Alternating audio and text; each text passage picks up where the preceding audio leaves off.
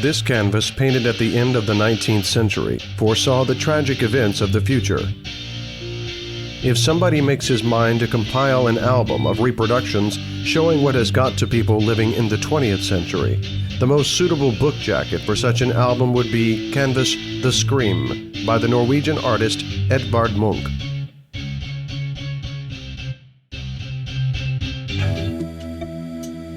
Creative work of Edvard Munch fell on the last decades of the 19th century, the time of pessimism and decadence.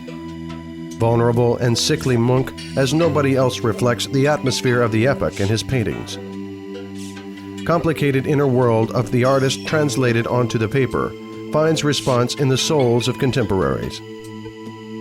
The Scream was painted in 1893, and it turned out to be a trendsetter in the field of painting, becoming a symbol of emerging expressionism, in spite of the fact that Munch never considered himself an expressionist.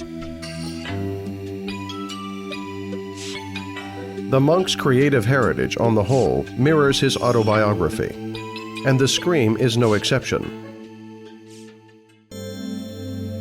Not long before he created this painting, Munch had written, "I was walking along a path with two friends. The sun was setting.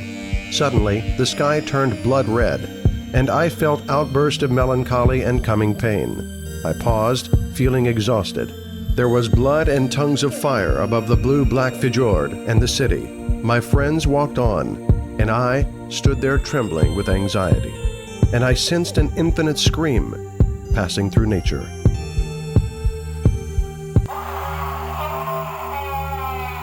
The central personage of the painting is not the only creature that suffers.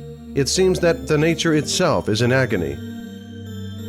Landscape resembles clinker, dead. Wavy shapes of the bank stand out against the background of a flaming yellow-red sky. Diagonal sides of the bridge receding to the perspective emphasize loneliness of the human species in the foreground. People passing by along the bridge do not hear his cry and indifferently go their way. The human being standing still on the bridge has neither physical nor moral support. He does not even feel the land under his feet nor the backing of his friends. He is alone with his emotions, taken by an attack of horror. The only possible way to soothe the horror is to place his hands in his ears and let out the cry, echoing the hurricane of this roaring world.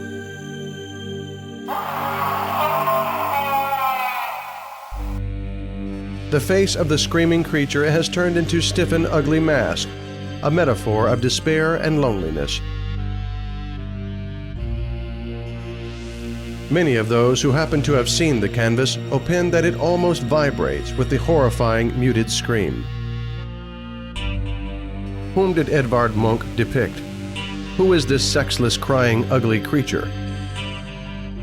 It can be any person being at the highest point of despair, or the mankind as a whole, distorted to shapelessness by the pain and agony of an imminent collapse of the world.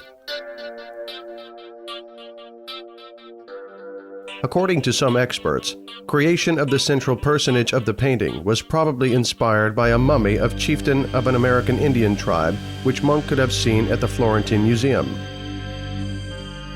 It is hard to judge to what extent this concept is in harmony with true reality. However, fine art experts find striking resemblance between the mummy and the strange sexless creature of Edvard Munch.